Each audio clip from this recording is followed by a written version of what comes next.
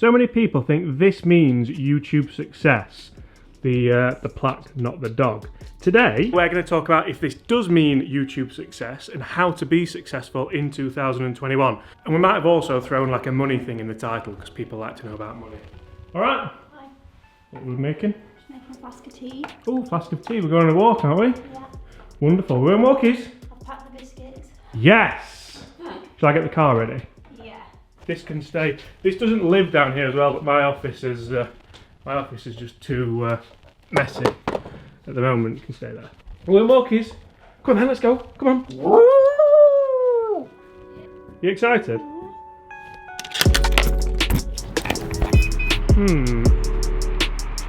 Problem.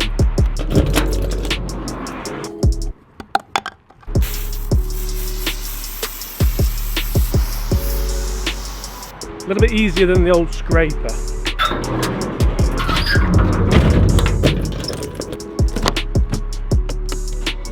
These last few weeks with this FA Cup run, you know, it's more satisfying than actually winning the game. All right. Like conversations with these students and you talk. All right. You're gonna go and shake.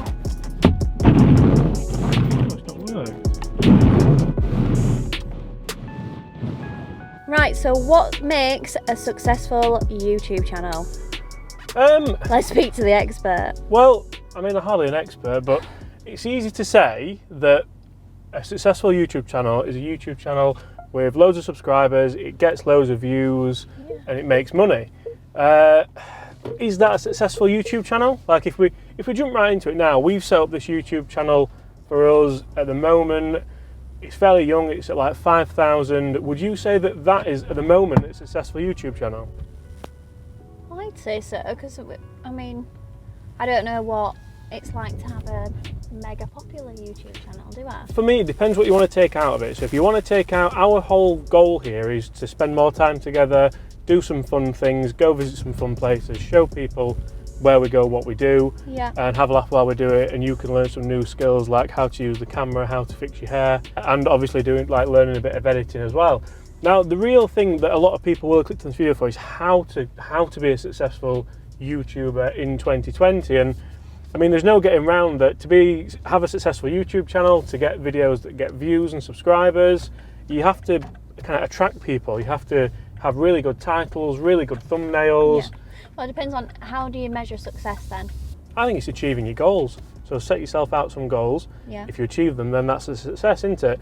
If you want to talk about a successful YouTube channel as a whole, which a lot of people now think, well, do I make money on it and do I have a big subscriber base? People talk about analytics and people talk about the YouTube algorithm. And the algorithm is this kind of mystical thing that a lot of people think changes week in, week out. And how do I hit it? How do I get my videos into the algorithm? I'm not really a massive believer in that. A lot of things that you watch from like the biggest YouTube channels like Mr. Beast, Casey Neistat, all they do, you have to attract the people. So hopefully we've attracted you to this video with a good title and a good thumbnail that hasn't been misleading. And then from there, keep people watching by giving them either the information or the entertainment. So my golf channel is more probably information. I try to make it as entertaining as I can, whereas this channel is mainly going to be entertainment. Like, you're not going to learn that much from us. You might learn that Laura's not actually from Hull. Wakey. But apart from that, yeah, so that's generally, for me, how you're going to be successful. And then, I'll tell you what. Left here, please. Left, I thought it was. Laura, I'm going to put this halfway through the video. If people like the channel, what should they do? Like, subscribe, comment below. Yes, what should they comment today? Nice things. Is that it? Right. Yeah. So, like, being a YouTuber now yourself, Laura, well, what do you think makes a successful YouTube channel? Number one, do you enjoy it? Does it make you happy? Yeah. I mean, I think you've got to have a reason for doing it, haven't you? Oh, massively. So, for me, I love golf. I've always loved golf. I really enjoy it. Making the videos on the back of that has enhanced my enjoyment of golf, and it's obviously my job as well, which helps. Yeah, I think you went through a stage of like thinking, oh, you know, why am I doing this day to day? and then you started the YouTube channel. I think that's made you enjoy it more. But funnily enough, that's the stage of YouTubing as well, because if your videos don't do well to start off with, which mine didn't, it is quite frustrating to think, why am I spending all this time filming, editing, spending money on cameras? Why am I doing all this? And that, like, to be successful at it, you have to go through months and months of that. I'm really impressed and really thankful for how this channel's started off. Obviously, we've taken a bit of the audience from the golf channel over here, and hopefully you guys are enjoying that. But you mentioned about enjoyment. If you don't enjoy the aspect that you're filming, the area that you're filming in, you've got no chance, because it's going to come across in the video. So these videos are more everyday life. We obviously enjoy, like, if this becomes more of a chore, we won't do it. Yeah, absolutely, and the same for the golf. Like, if I didn't enjoy golf at all, which some golf pros don't, people aren't going to want to watch the videos, because no one wants to watch people being miserable is too often around, isn't it? It's too... It is nowadays. We only do one video every 2 days, whereas you put a video on your golf channel 365 days a year, so there's a lot of pressure to put on yourself. Yeah, and I don't think you do have to do that to be successful. People have shown that, definitely, but then a lot of people say consistency is the key to being successful at anything, but especially on YouTube. If your people who watch you, or if you guys know that I'm going to upload every day at 1 o'clock UK time, which I do, generally people who maybe on the lunch break, it becomes a habit of clicking on the videos. And but all of these things you learn, don't you? When's a good time to upload? You know, people usually say on a Sunday after everybody's had the Sunday lunch. Yeah, that's all they're doing, because they're full and they're laid on the sofa, and all they do is scan go on the phones and whatnot. So you've got to pick all that stuff up and learn on the job, I suppose. Yeah, no, I'd agree with that. So another big point about, obviously, when to start YouTube as well, if you're thinking about starting, or if you're wanting to know how to be successful, now is the perfect time, because in January, CPM drops massively. So YouTubers don't make as much money in January. That's well known kind of throughout the whole... What's CPM for everybody? So CPM is how much your videos are worth. So I think it's click per million or something like that. I don't know exactly what it stands for, but I know what it means, And generally, so you'll notice that the bigger YouTubers, the bigger platforms, aren't going to upload as much in January, maybe into February as well, because the marketing people behind the budgets don't have the budget left to upload videos. So I'll keep uploading every day just because I love it, and I mean, I'm really not that bothered, to be fair. But the bigger ones who do it primarily for the income, you'll notice they might drop to 2 videos a week, 3 videos a week from whatever they do, because they're going to hold off until that budget comes back in. So then the videos are effectively making them more money. They're going to sit on the videos rather than put them out, unless it's like a product review, which we all put out on an embargo day.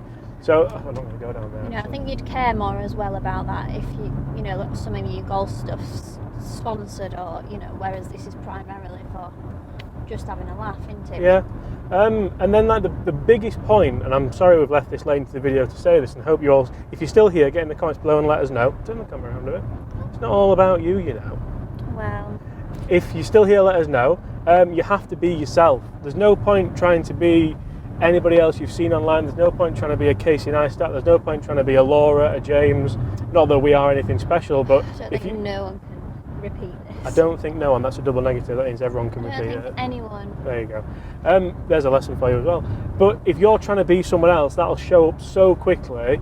There's no point doing it. You have to be yourself. Some people will like you. A lot of people won't like you. You have to be thick-skinned. How thick-skinned am I now? You're a lot better. Yeah. Let's get to this dog walk, and there's one extra point which I think is fantastic. Fantastic. Absolutely fantastic. Right then, I picked a great place. Yes, we're going to get out, Laura. Come on, Avanti.